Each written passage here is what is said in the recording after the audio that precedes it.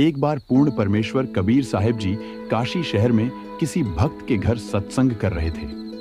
नजदीक ही एक नगर की प्रसिद्ध वैश्या का घर था। रात का समय था। वैश्या घर पर अकेली बैठी थी। कबीर साहिब की आवाज उस वैश्या के घर तक आसानी से सुनाई दे रही थी। ठाली बैठी वैश्या कबीर साहिब के मुख कमल से उच्चारित शब्द तथा सत्संग सुनने लगी।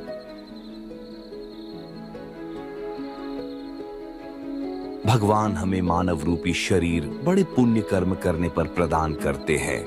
कुछ लोग इसे व्यर्थ गंवा रहे हैं। जिसने कभी भक्ति नहीं की, दान धर्म नहीं किया, पुण्य कर्म नहीं किए, वो तो परमात्मा के चोर है, वे भगवान के दोषी हैं। जो लोग चोरी, ठगी, वेश्यावृत्ति करते हैं, वे बहुत बड़ा पाप कर रहे हैं। जो स्त्रियां वेश्यावृत्ति को ही अपना धंधा बनाए हुए हैं, वे परमात्मा की महाअपराधी आत्माएं होती है। उन्हें धर्म राय कठिन से कठिन दंड देता है। यह मनुष्य शरीर रत्नों के मोल का है। इसका प्रथम उद्देश्य मात्र भक्ति और शुभ कर्म करना होता है। कबीर साहिब के वचनों ने चंपाकली को झकझोर कर रख दिया। चोरी जारी वेश्यावृत्ति कभू ना करियो कोय, पुण्य पाए या नरदेही ओछे ठोर न खोए। मानव शरीर धारी प्राणी का प्रथम कार्य सच्चा गुरु धारण करना होता है।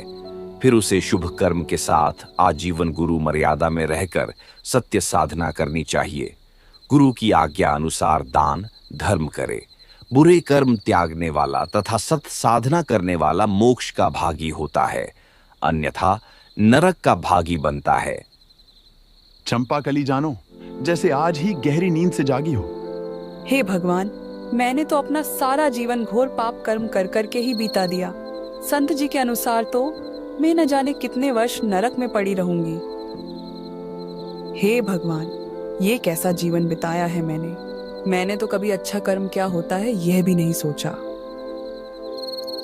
भक्ति बिना कहा ठोर है, यो भरम रहा संसार। रति कंचन पाया नहीं, रावण चलती बार।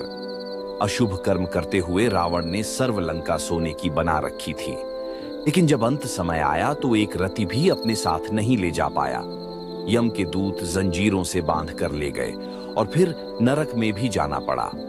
हालांकि ज्ञान न होने के कारण अच्छे व्यक्तियों से भी बुरे कर्म हुए हैं, लेकिन रावण दुर्बुद्धि का प्राणी अहंकार में डूब गया, जिसके कारण लाखों पुत्र होने के बाद भी अपना वंश नहीं बचा पाया। जैसे राजाओं ने हमारे से सत्य ज्ञान सुनने के बाद कई अच्छे कर्म किए तथा मोक्ष के भागी बने हैं। चंपाकली भय से कांपने लगी। अपने घर का दरवाजा बंद कर कबीर साहिब के सत्संग को चल पड़ी। पीछे की तरफ महिलाओं में जाकर बैठ गई। सोहम शब्द हम जग में लाएं, सार शब्द हम गुप्त छुपाए।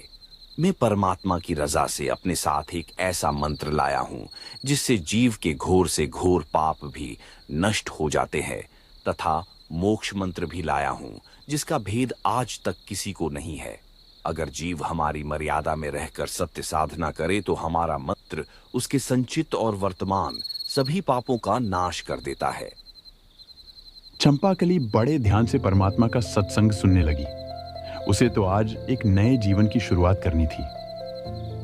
सत्संग समाप्त हो चुका था।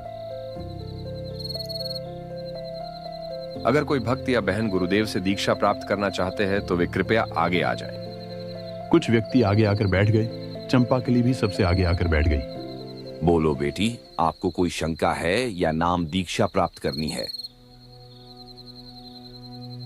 हे गुरुदेव, आप न जाने मुझे दीक्षा दे पाएंगे या नहीं, लेकिन मैं आपको गुरु मान चुकी हूँ।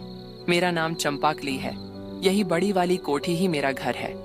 हे भगवान, मैं आज 40 वर्ष की हो चुकी हूँ। मैंने अपने सारे जीवन में मात्र पाप ही किए हैं। मैं बहुत नीच आत्मा हूँ। मेरे पापों का कोई वार पार नहीं है। अगर मेरा भी उद्धार संभव हो तो दया करो महात्मा। बेटी, आज अगर आपने अपने कर्म को बुरा मान ही लिया है तो मैं तो आया ही पाप कर्म नाश करने हूँ। मेरे सतनाम के जाप से आपके पाप ऐसे नष्ट हो जाएंगे जैसे हजारों मण सूखे घास को एक आग की शीख जलाकर नष्ट कर देती है। जब ही सत्य नाम हृदय धरियो भयो पाप को नाश। जैसे चिंगारी अग्नि की पड़े पुरानी घास। बेटी, आज आप यह प्रतिज्ञा करो कि भविष्य में ऐसा कर्म कभी नहीं करोगी, तो आपके भी सर्व पाप मेरे मंत्र से नष्ट हो जाएंगे। जो आज्ञा गुरुदेव, मैं यह प्रतिज्ञा करती हूँ कि भविष्य में ऐसी गलती कभी नहीं करूंगी। मात्र आपकी भक्ति करूंगी और जीवन निर्वाह के लिए अन्य कर्म करूंगी। हाँ बेटी, कपड़ा चाहे कितना भी मेला क्यों न हो, जब पानी के संपर्क में आता है तो साफ जरूर होता है, चाहे कुछ समय क्यों न लगे। दृढ़ता के साथ मंत्रों का जाप करो। आपके इस जन्म के ही क्या, अगले जन्मों के भी पाप नष्ट हो जाएंगे। चंपाकली ने आज एक नए जीवन प्रारंभ किया।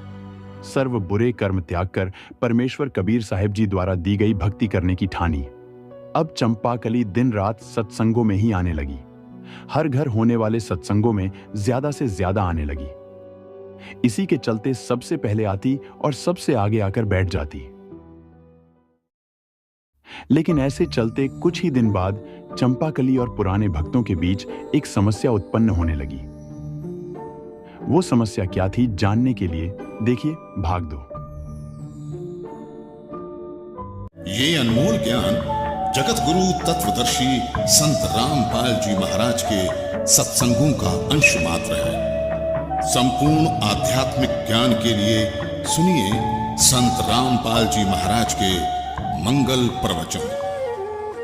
आप संत रामपाल जी महाराज जी के मंगल प्रवचन संत रामपाल जी महाराज एप्लीकेशन पर भी सुन सकते हैं तथा उनके द्वारा लिखी पुस्तकें भी डाउनलोड कर सकते हैं।